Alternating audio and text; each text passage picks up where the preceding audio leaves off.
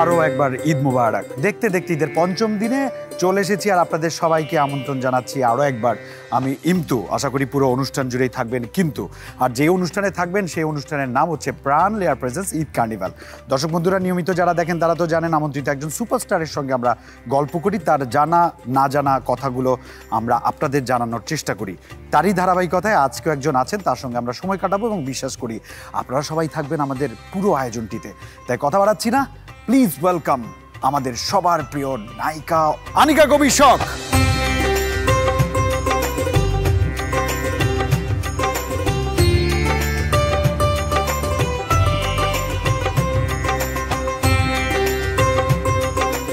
Thank you so much. Welcome welcome.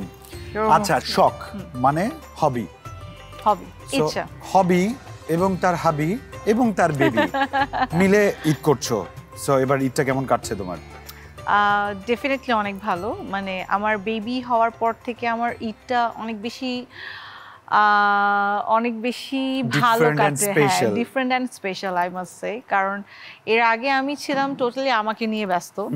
এখন আমার পুরো ঈদটা শুধু ঈদ না, আমার যে কোনো কিছু, আমার যে কোনো সময়টা সব কিছুতেই আলিফের প্রেজেন্স থাকে। সো ঈদটাও আসলে বেসড হয়ে গিয়েছে আলিফের উপরে।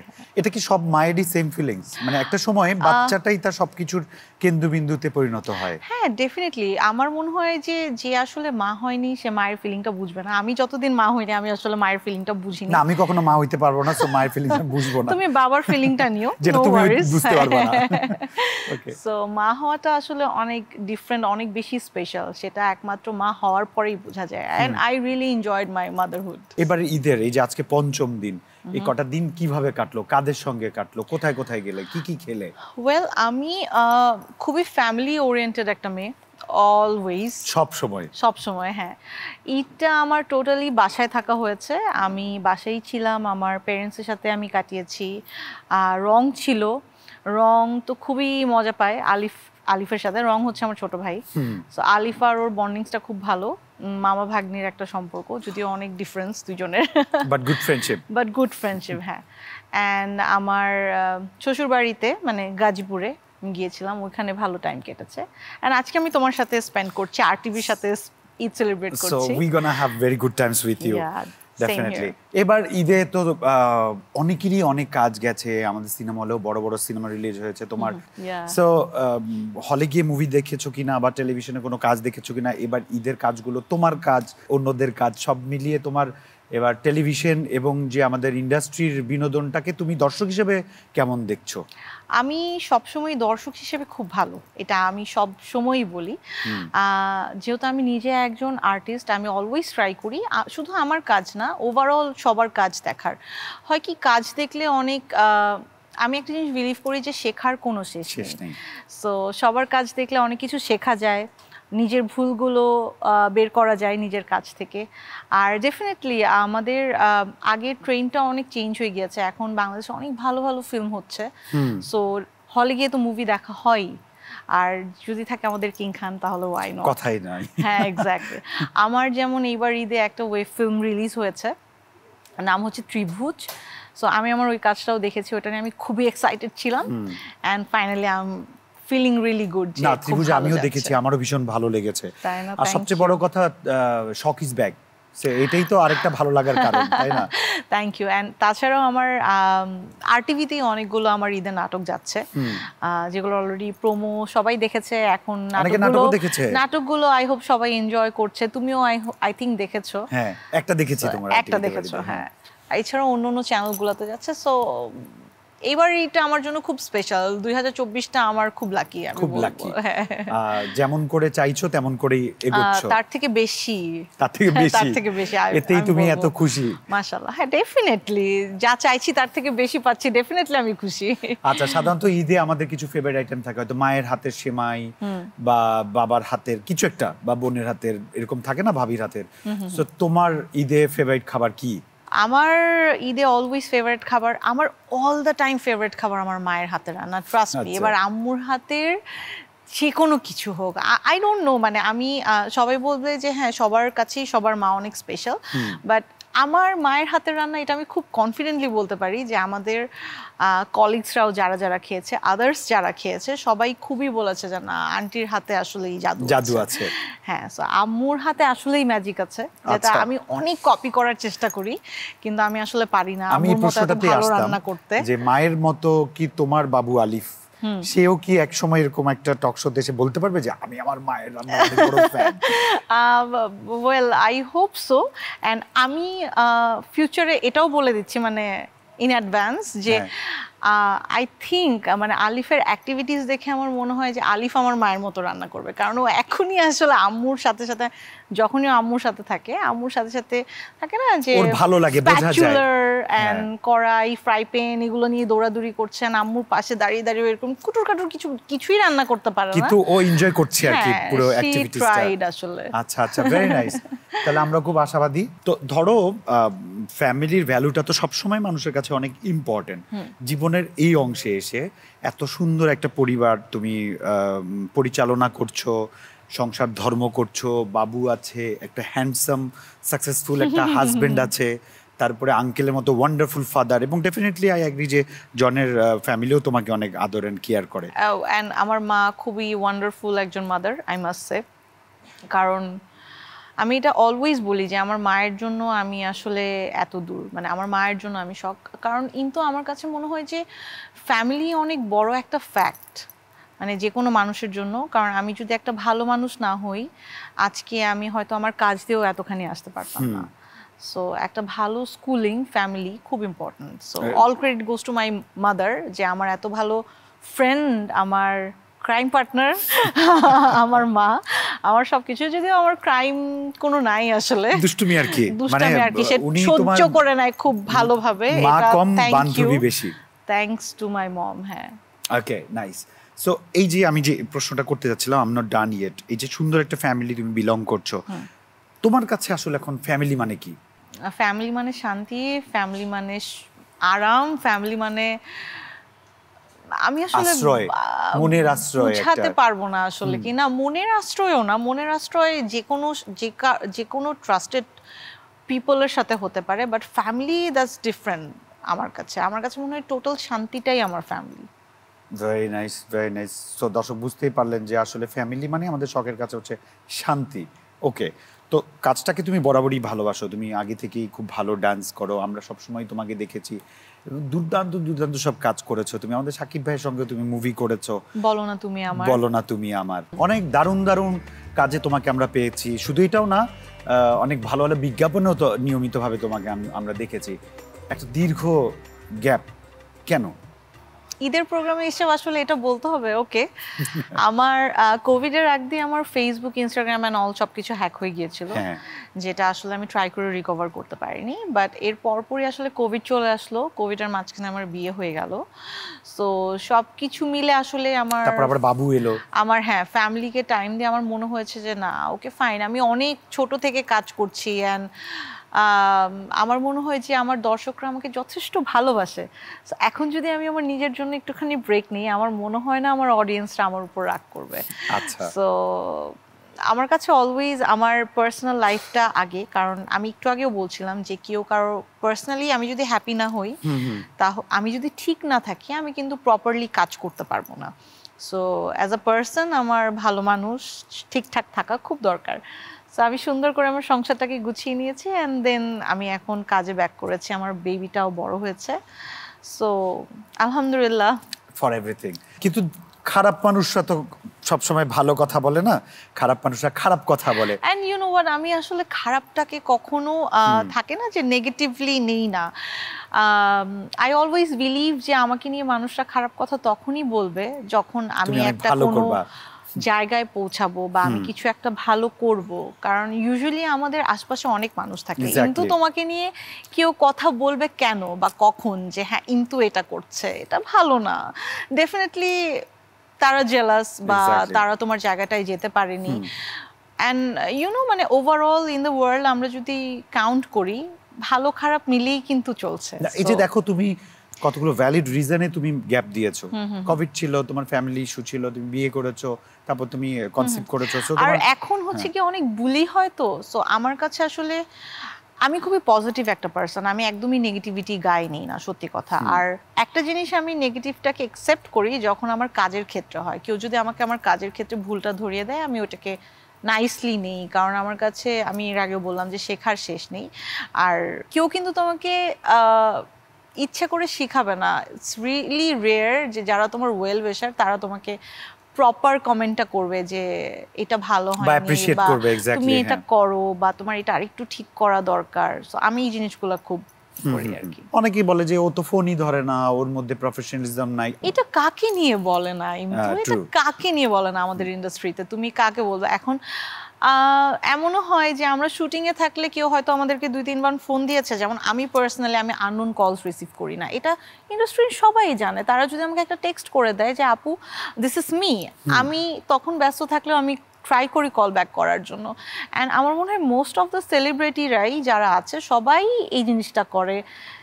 আর যদি এমন হয় যে ভুলে কখনো একবার বা 2বার ফোন কল রিসিভ করা হয়নি, সে পার্সোনাল কাজে ব্যস্ত থাকুক বা সে শুটিং এ ব্যস্ত থাকুক, তখন হয়ে যায় ও তাকে তো রিচ করাই ডিফিকাল্ট, সে তো ফোনই ধরে না। বাট তখন তারা ভুলে যায় যে আমরা ফার্স্ট একটা normal human being and then আমরা সেলিব্রিটি। সো আমাদেরও একটা পার্সোনাল লাইফ থাকে। এখন যেহেতু কাজ শুরু করেছো, সো অনেকের তো অনেক ধরনের প্ল্যান থাকে বা একটা স্ট্র্যাটেজি থাকে, কিন্তু ডেফিনেটলি তোমার একটা ড্রিম আছে, একটা টার্গেট আছে। আমি আসলে এতটা এক্সপেক্ট করিনি যতটা আমি পাচ্ছি আসলে। বাট হ্যাঁ, ডেফিনেটলি আমার একটা কাঙ্ক্ষিত ড্রিম আছে। আমি যদি আমার ড্রিমটাকে স্পেসিফিক একটা লেভেলে নিয়ে আসি যে আমি এই পর্যন্ত যাবো, এরপর আর যাবো না, আমার মনে হয় ওই পর্যন্ত যে আমার আর কিছু পাওয়ার থাকবে না, আমি খুব তাড়াতাড়ি পড়ে যাবো। এক্স্যাক্টলি, হ্যাঁ। সো আমার কাছে মনে হয় যে আমি যতদিন কাজ করছি আমি যেন সুন্দর সুন্দর ভালো ভালো কাজ করতে পারি অ্যান্ড ভালো কিছু শিখতে পারি। অ্যান্ড ডেফিনেটলি যেটা আমি খুবই প্রায়োরিটি দিই, আমি যেন আমার অডিয়েন্সকে সবসময় খুশি রাখতে পারি। ওকে, অডিয়েন্সের তো আর্টিস্টদের, স্টারদের ব্যক্তিগত জীবন নিয়ে অনেক আগ্রহ। সো আলিফকে নিয়ে কিছু বলো, আলিফ কেমন? আলিফকে নিয়ে তোমার কি ড্রিম? আলিফকে নিয়ে আমার ড্রিম কি, আমি পার্সোনালি চাই যে ও যেটা বড় হয়ে হতে চায়, ওর এইম যদি যা থাকে সেটা ও টোটালি সিলেক্ট করবে। আমার ড্রিম যেটা, ও একটা ভালো সুন্দর মানুষ হোক, দ্যাটস ইট, আর কিছু না। আমি ওর উপর কোনো কিছু চাপিয়ে দিব না। আমার জাস্ট একটাই চাওয়া আল্লাহর কাছে, সবার কাছে, যে ও যেন একটা ভালো মানুষ হয়ে গড়ে উঠতে পারে, এটাই। আচ্ছা, ধরো আজ থেকে আরো 10 বছর পরে তো ওর 12+ হবে। ওর বার্থডে কখন? ওর বার্থডে হচ্ছে 23 সেপ্টেম্বর। 23 সেপ্টেম্বর। এই ফুটেজটা দেখাবো আজ থেকে 10 বছর পরে। 10 বছর পর গিয়ে কেন দেখাতে হবে? এটা ওর জন্য বার্থডে একটা গিফট। ও ভাববে যে আজ থেকে 10 বছর আগে মম আমাকে সম্পর্কে একটা ন্যাশনাল টিভি স্ক্রিনে গিয়ে আমাকে এরকম একটা কিছু বলেছিল, গিফট দিয়েছিল। So say something. আলিফকে বলবো, মা তুমি অনেক ভালো একটা মানুষ হও, তোমার মা তোমাকে অনেক অনেক ভালোবাসে, যেটা আমি আসলে আমি জানি না আমি কতটুকু তোমাকে বুঝাতে পারি। আমার জন্য পুরো জান তোমার হাজির, এতটুকুই বলবো। আসলে আমি আলিফকে কিছু বলতে গেলে আমি ইমোশনাল হয়ে যাও, ইউ নো, মানে এটা আসলে অন্য ফিলিং আসলে। বুঝছো মামা? মা আজকে তোমাকে একটা হ্যাপি বার্থডে জানিয়ে দিল। এটা ঠিক তুমি যে মুহূর্তে দেখছো তার 10 বছর আগে রেকর্ড করা। So family first. এখন যেহেতু কাজটাকেও তুমি ফ্যামিলির একটা অংশ সবসময় তোমার ছিল, একটা ছুটিতে ছিল, এখন আসলা, কিভাবে ম্যানেজ হয় তোমার কাজ, বাবুকে, সংসারকে কিভাবে ম্যানেজ করছো? কাজের সময় আমাকে সবচেয়ে বড় সাপোর্ট সেই মানুষটা করে আমি বলবো আমার মা। কারণ আমি যখন কাজ করি তখন তো আলিফ টোটালি আম্মুর কাছে থাকে। সো আম্মু যদি ওই টাইমটায় আলিফকে না রাখতো, আমার কাছে কাজ করাটা খুবই ডিফিকাল্ট হয়ে যেত। কারণ আমি ছোট থেকেই আসলে আলিফ হওয়ার পর থেকে কখনো আমি ন্যানির হাতে আলিফকে দিইনি। আচ্ছা, মানে এটা আমার মা কখনো আমার সাথে করেনি, আমার ভাইয়ের সাথেও করেনি। সো আমি আসলে ওই ন্যানির উপর ইউজ টুই না, আমি একদমই ট্রাস্টই করতে পারি না। সো আমার কাছে মনে হয়েছে যে না, আমি আমার মেয়ে, আমার যত কষ্টই হোক আমি আমার টাইমটা দিব ওকে। সো তোমার কাছে থাকে না নানুর কাছে থাকে? আমার কাছে থাকে বা আমার আম্মুর কাছে থাকে, জনের কাছেও থাকে। কিন্তু জন তো আসলে ওইভাবে মেইনটেইন করতে পারে না, স্বাভাবিক বাবারা ওইভাবে সময়ও দিতে পারে না, যতটুকু পায় রাতে। আর এছাড়া আমার টোটাল শুটিং এর টাইমটা আসলে আমার আম্মুর কাছে থাকে। আচ্ছা, সো তুমিও টেনশন ফ্রি থাকো। থ্যাঙ্কস টু আম্মু, তুমি ছাড়া আসলে আমার লাইফ টোটালটাই অন্ধকার। তুমি না থাকলে কি হতো আমি আসলে জানি না। দর্শকরা তো শখকে সবসময় চেনে, শখ কাজ করুক আর না করুক, তো যখন কাজের পারপাসে বা পার্সোনাল পারপাসে তোমার বাইরে যাওয়া হয়, সো তারপরে ওই ব্যাপারগুলোকে তুমি কিভাবে দেখো, যে এখনো তো দর্শক দেখলে শখাপু? আমি ব্লেসড আসলে, আমার কাছে ভালো লাগে। আমি যখন ছোট ছিলাম তখন একটু আনকমফোর্টেবল ফিল হতো, বাট এটা আমার মনে হয় সবাই ফিল করে, বাট সবাই আসলে টিভি ক্যামেরার সামনে এসে বলে যে না আমার খুব ভালো লাগছে, but for the first time যখন কেউ এরকম কমপ্লিমেন্ট পায় আমার মনে হয় একটুখানি নার্ভাস, একটু শাই ফিল হয়। হ্যাঁ, সো ওই জিনিসটা ছিল, বাট এখন আসলে খুবই ভালো লাগে। এটা চিন্তা করে যে আসলে আমাদের মতো তো আরো অনেক মানুষ আছে, অনেক ট্যালেন্ট মেয়েরা আছে, ছেলেরা আছে, বাট আসলে কয়জন আসলে ওইভাবে অডিয়েন্সের ভালোবাসাটা পায়। সো এই দিক থেকে আমি বলবো আমি খুবই লাকি। আর অনেকদিন ব্রেক দেওয়ার পরেও আমি কাজ করছি, এটা টোটালি আমার অডিয়েন্সের জন্য। অ্যান্ড আমি সত্যি খুবই অবাক যে আমার অডিয়েন্সরা আমাকে এত নাইসলি ওয়েলকাম করেছে। সত্যি নট অনলি আমার অডিয়েন্স, আমার ক্লায়েন্টস, আমার কলিগস যারা ছিল, আমি স্পেশালি থ্যাঙ্কস দিব আরটিভিকে। আরটিভি আমাকে যেভাবে সাপোর্ট করেছে, তো সব কিছু মিলে আসলে সত্যিই ভালো লাগে। আমি আজকে আমার একটা সিক্রেট বলে দিতে চাই, এটা অনেকেই জানে না। আমি একদমই যখন লোকাল ভাবে বাইরে যাই তখন আমি বোরখা ইউজ করি। আচ্ছা, তখনও দেখা যায় যে অনেকে দেখে চোখ দেখে চিনে ফেলে, আচ্ছা আপনি কি শখ আপু? আমি যতই টোন চেঞ্জ করে বলি যে না আমি শখ না, না না আপনি শখ আপু, আপনি শখ আপু। এটা খুব সারপ্রাইজিং, এটা খুব সারপ্রাইজিং। এন্ড এটা আসলে একটা মানুষ কি পরিমাণ আমাকে পছন্দ করলে বা ভালোবাসলে সে জাস্ট চোখ দেখে নোটিস করে ফেলতে পারে যে না এই পারসনটাই আসলে ওই পারসনটা। True, very true. কিন্তু ধরো জনপ্রিয়তা যত বেশি, তাকে নিয়ে কথা চর্চা যেটা বেশি, যেটা আমরা বিরতির আগেও বলেছি, তাকে নিয়ে গসিপও বেশি হয়, সমালোচনা বেশি হয়। আমি যেটা বলছি, এখন কাজ শুরু করেছো, আবারও তোমাকে নিয়ে চর্চা শুরু হবে, আবারও তোমাকে নিয়ে কিছু মানুষ মন্দ কথা বলবে, ট্যাকেল দিবা কি করে? খারাপ কথা তো সবসময়ই সবাই বলে, তাই না? আর আমার মনে হয় যে সামনাসামনি এসে কেউ খারাপ কথা তো বলে না, সো এটা ট্যাকেল দেওয়ার কিছু থাকে না। যদি ইন রিয়েল কিছু হতো তাহলে ট্যাকেল দেওয়ার একটা ব্যাপার থাকতো। আর আমি অলওয়েজ, আচ্ছা না বলে যে থিঙ্ক পজিটিভ, বি পজিটিভ, আমি একদম, যদি আমি পজিটিভ না আমি ও নেগেটিভ। তারপরও আচ্ছা, 4-5 বছর হয়ে গেছে তো সংসার জীবনে, তো সেই অর্থে জন কতটুকু আসলে সাপোর্টিভ তোমার এই কাজের ব্যাপারে? Very much. ও সাপোর্টিভ না হলে আমি ডেফিনেটলি কাজ করতে পারতাম না। ধাম করে আবার বললো যে কাজ করো না, এখন হওয়ার চান্সই নেই, কারণ ও আসলে আমাকে দেখে শুনে বিয়ে করেছে।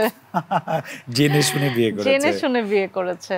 এন্ড ও আমাকে মনে হয় অনেক আগে থেকে, মানে আমি যখন মিডিয়াতে জাস্ট কাজ করা স্টার্ট করেছি তখন থেকে he knows me very well. So ওই সাইডটা থেকে আসলে কোনো চান্সই নেই। প্রেম বলো বা বিয়ে বলো, কার দিক থেকে আসলে আগানো হয়েছে তোমাদের? আমার এটা তো আসলে খুবই সিনেম্যাটিক, আমি বলবো যে একটা লাভ স্টোরি। জন আমাকে অনেক ছোট থেকে পছন্দ করে আসলে। আমি বললাম না যে আমি যখন ইউরোলেমন করার পরে টুকটাক ফটোশুট করছি তখন ও আমাকে ফার্স্ট দেখে একটা শুটে, এরপর থেকে ও আমাকে পছন্দ করে। বাট আমি আসলে জানতাম না ব্যাপারটা। বাট আমাদের ইন্ডাস্ট্রির মোটামুটি কিছু ফটোগ্রাফার ছিল যারা জানতো যে হ্যাঁ এই ছেলেটা তো শখকে ভীষণ পছন্দ করে, কিন্তু ও তোমার সামনে এক্সপ্রেস করেনি। না না না, কখনোই এক্সপ্রেস করেনি, বাট ওই লাভটাই ও কন্টিনিউ করে গিয়েছে। এন্ড আমাকে বিয়ের পরে সেই কথা বলেছে। ওকে, নাইস। সো আমাদের ইন্ডাস্ট্রিটা আগের মতো নেই, এখন অনেক বড় হয়ে গেছে, অনেকগুলো উইংস হয়েছে। তো কোন উইন্ডোতে তুমি আসলে বেশি কাজ করতে কমফোর্টেবল ফিল করবা তোমার প্ল্যান অনুযায়ী? আমার কাছে পার্সোনালি আমি অলওয়েজ যেটা বিলিভ করি, আমার কাছে মনে হয় যে যেহেতু আমি একজন আর্টিস্ট, আমি কারোর সাথে ধরা বাঁধা হব না। কারণ একটা আর্টিস্টের আসলে কাজই প্রত্যেকটা কো আর্টিস্টের সাথে কাজ করা, প্রত্যেকটা সেক্টরেই কাজ করা। আমি যদি একটা জায়গায় একটা পার্সনের সাথে ফিক্সড হয়ে যাই, আমার মনে হয় ওইখানে আমার মানে একটা শিল্পী বলে আমি নিজেকে দাবি করতে পারবো না। সো আমার কাছে এরকম কোনো কিছুই নেই। আমি আস্তে আস্তে শিখছি, কাজ করছি, কাজ করব, এন্ড আমি সবার সাথেই কাজ করব, আমি সব সেক্টরেই কাজ করব। আচ্ছা, যেমন আমরা সবসময় শখকে দেখেছি, আসলে শখ বিজ্ঞাপনে ছিল, মুভিতে ছিল, ড্যান্স সেলিব্রিটি শোতে ছিল, সবকিছুতেই ছিল। মানে সবকিছুতেই ছিলাম বলতে, ফার্স্ট অফ অল আমার ক্লাসিক্যাল ড্যান্সার। সো আমি নাচে ডেফিনেটলি, যেহেতু আমার একদম শুরুটাই নাচ থেকে, আমি সবগুলো নাচের প্রোগ্রামেই পার্টিসিপেট করি, এটা টিভি চ্যানেলে হোক বা ইন্টারন্যাশনাল ডান্স ফেস্টিভ্যাল হোক বা শিল্পকলার কোনো প্রোগ্রাম হোক বা শিশু একাডেমির কোনো প্রোগ্রাম হোক, আমি সবগুলো ডান্সে আসলে সামহাউ মানে তারা চায় আমি যেন থাকি, অ্যান্ড আমিও পারফর্ম করি। অ্যান্ড দেন আমার হচ্ছে মডেলিং দিয়ে আমার ক্যারিয়ার শুরু। আমি মডেলিংও করলাম, আমি অনেকগুলো টিভিসি করেছি। টিভিসির পর আমি যেমন নাটক করেছি, নাটকের পর আমার ফার্স্ট ফিল্মটা, যদিও আমার বুঝে ওঠার আগেই, মানে শিখে ওঠার আগেই করা, বাট আলহামদুলিল্লাহ সাকসেসফুল একটা মুভি ছিল, বলো না তুমি আমার, সাকিব খানের সাথে।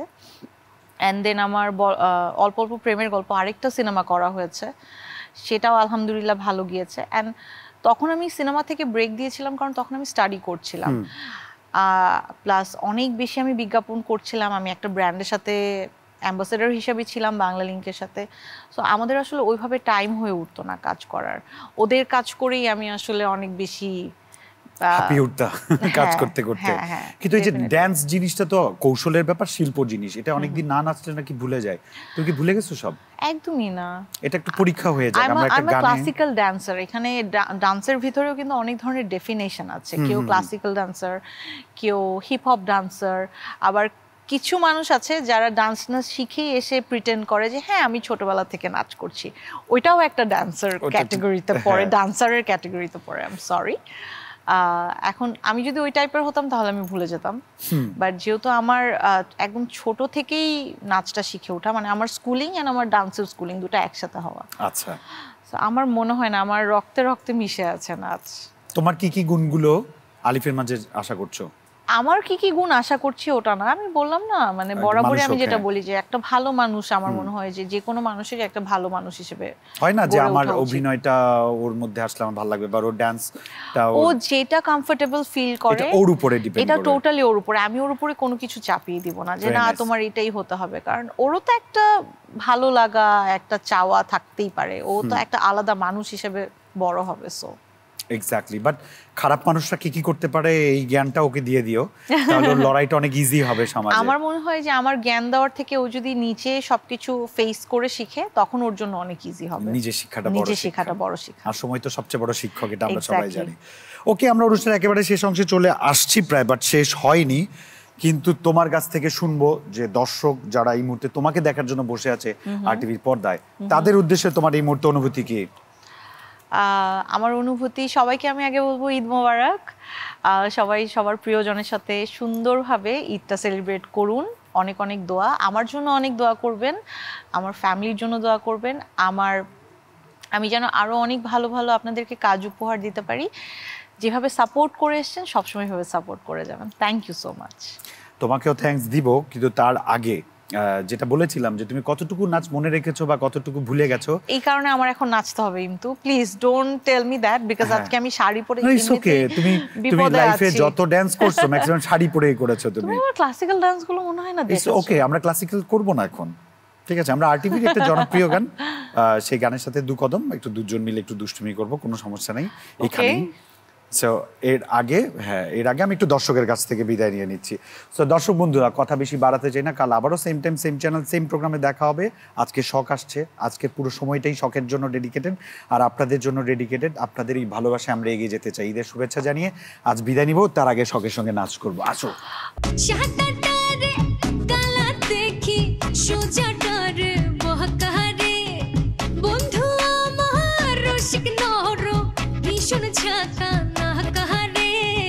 ফুলের উপর রোদ পড়িলে শিশির কোথায় ভাগে, তার পিড়িতে পহিরায়